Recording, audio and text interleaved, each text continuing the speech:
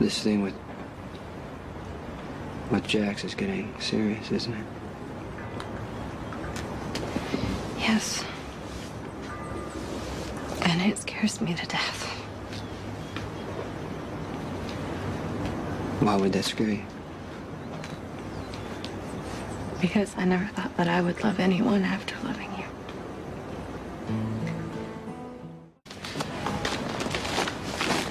I know that we can't be together without one of us losing who we are. When you love someone, it doesn't just go away.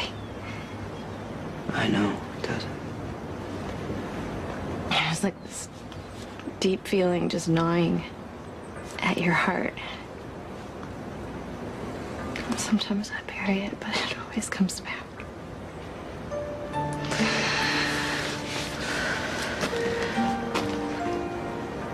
You're beautiful.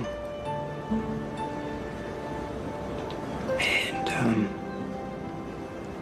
you have a good heart. And I just knew when we broke up that somebody else was gonna see it and want to be with you. But do I really want to be with them? Makes sense that you'd move on. But I don't have to like it.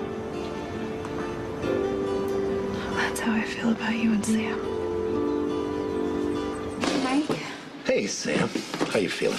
The baby's doing really, really good. I would like you to meet my brother Danny. Well, pleased to meet you, Danny. I'm Mike Corbin. Hi, is your toaster broken? Yes, it is. Can I see it? Sure. You think you can fix it? The coil's shorting out. I can fix this easy. Well, you'd be doing me a big favor. Yeah, well, I gotta tell you, he is excellent with anything mechanical, electronical, motorcycles, out of this world. Do you have needle nose pliers?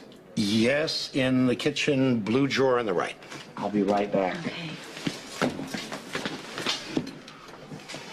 Thanks a lot, Mike. You really fooled everyone, didn't you? Sam and I aren't in love. It's just an arrangement. But you're still living with her. She has nowhere else to go. You know, nobody to help with Sonny's baby. So you want to help. You want to make it okay for Sam's little cry. Somebody has to, you know? I guess that's why I'm jealous. You and I could have had a baby and she would have given us some common ground. Or someone we would have loved so much that we wouldn't have cared about our differences. You know, we can't change what happened. And I can't stop wishing we had another chance. Thank you. Thank you. So yes, I have made a lot of mistakes. I'm just glad they're behind me. Well, I'm just glad that we're finally getting to see the real you instead of that tough girl that you pretended to be. Well, trust me, I am pretty tough still. Yeah, well, you've had to be. But maybe now you can let down your guard a little.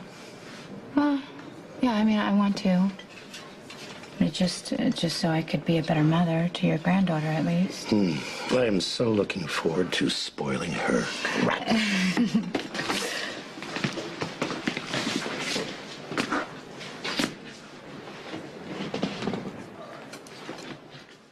You know, it's tough being a single mother. I don't know how Alexis does it. Oh, meaning I can't? I'm not saying that. I'm sure you'll be great. You know, you're very resourceful. Obviously, you want what's best for this baby. Oh, whoa. Did you just compliment me somewhere in there? Guess I did. Yeah. So that's a girl, huh? It is. And, we've decided to name her Lila. That's nice. Thank you. I'm sure she'll be as lovely as her namesake. Hey, the toaster is fixed. Your brother is a whiz. Brother? That's me. I'm Sam's brother. Oh, hi. I'm Jax. It's nice to meet you. Danny, Jax and I used to be really good friends. You're not anymore? I'm beginning to wonder. Hey, listen, Danny, why don't you come with me and see if you can do anything with this old junker that I call a car, okay? We'll be right up, we'll be in the back. It's right up here. Danny You're is... full of surprises, aren't you? Yeah, he's the main reason I went looking for my mother. Your father let her take him when she left? Well, I'm not really sure why she wanted him. I mean, she kept him locked up in the basement, hidden away like some dirty secret. But as you can see, he's doing a lot better now, and I got him involved with a program for independent living. So the whole time you were on the run, you were protecting your brother? Well, it's a little bit more complicated than it sounds, but... You don't have to explain it to me. It's obvious that you love him. Yeah, helping Danny is the best thing I ever did. You okay? I never wanted to resent you. I never wanted to fight who you are. We were right to let go. I mean, living without you is... it's hard. You know, but it's better than just holding on to each other, hurting, I can't hurting. do this anymore.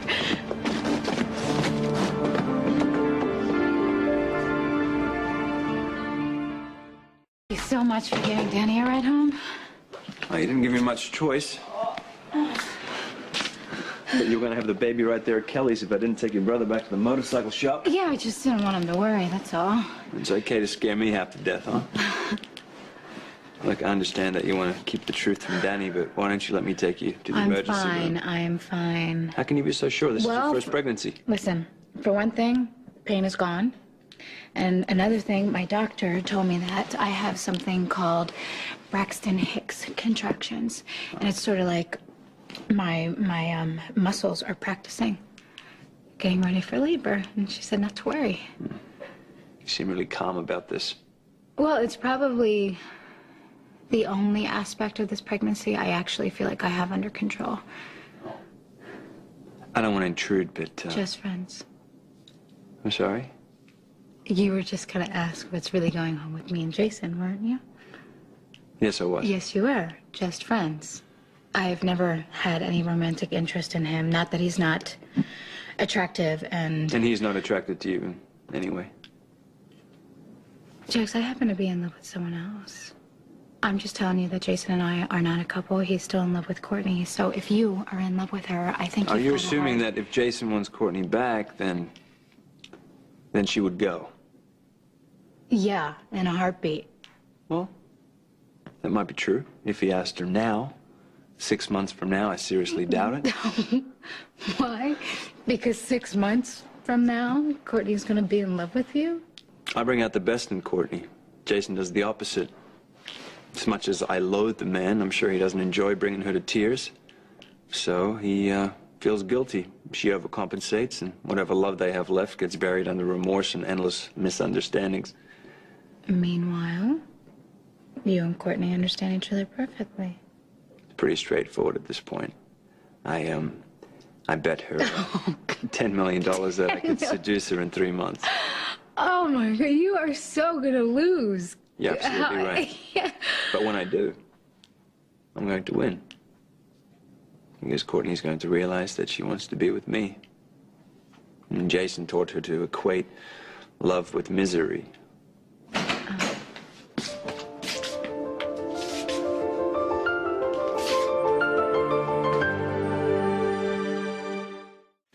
I brought Danny to Kelly's to meet Mike, and Jax was there, and then I started getting pains, and then he insisted on Are you taking still having pains? No, I'm fine. It's the Braxton Hicks contractions. The doctor warned me they'd be happening soon. You can leave. Well, no one could ever accuse you of being inconsistent. Sam? Jax?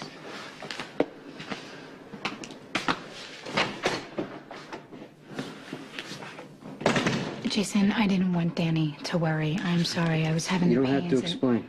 You hate his guts. I would like to explain to you why he was sitting You on needed your help. couch. Jax gave it to you. End of story. No, forget it. You are not gonna do this. Do what? Reverting to Jason, the walking, talking block of concrete who doesn't feel, doesn't react, doesn't have an opinion about anything. Why don't you just admit that it drives you crazy to see Jax and Courtney dating? But Courtney and I are divorced. It doesn't mean you don't feel. Just leave it alone, Sam. Just because you refuse to talk about something What I doesn't mean feel that it's doesn't matter.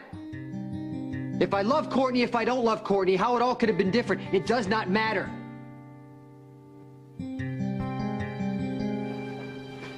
I saw her today, and I told Courtney that I want her to be happy, but it's not up to me who she's happy with. Fine. Forget Courtney. How are you and I gonna live together if you keep doing this? Isn't the whole point of this for us to give this baby a loving and stable home? Yes. Yes. Okay, great. Then we need to communicate We do. You do most of it. about something deeper than if I've taken my vitamins or how late you're gonna be working. We need to tell each other how we feel. Like if we're sad or upset, we need to help each other through it. Look, you just need to take care of yourself, take care of the baby, eat, sleep, and avoid stress. Well, it stresses me out to see you so angry. You're about to put your fist through a wall. Well, I'm not angry. You were. Well, I got over it all by myself. I don't need to talk about it. What is so wrong with wanting to help you? You have seen me through the toughest time of my life. If emotional support were monetary, I would be in debt, I don't know, let's see, thousands of dollars. And I'd given you what, 50 cents? Okay, you really want to help?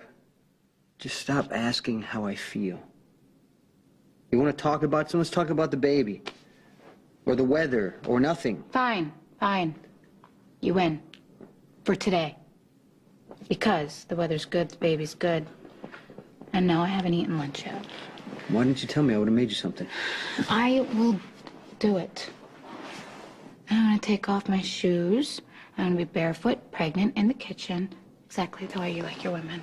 On second thought, I'll cook. I was teasing. Come on.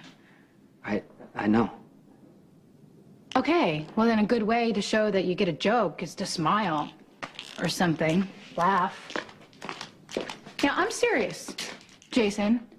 Children model their parents' behavior. And suppose she grows up and she doesn't know how to smile. Do you really want to be responsible for a humor-impaired child?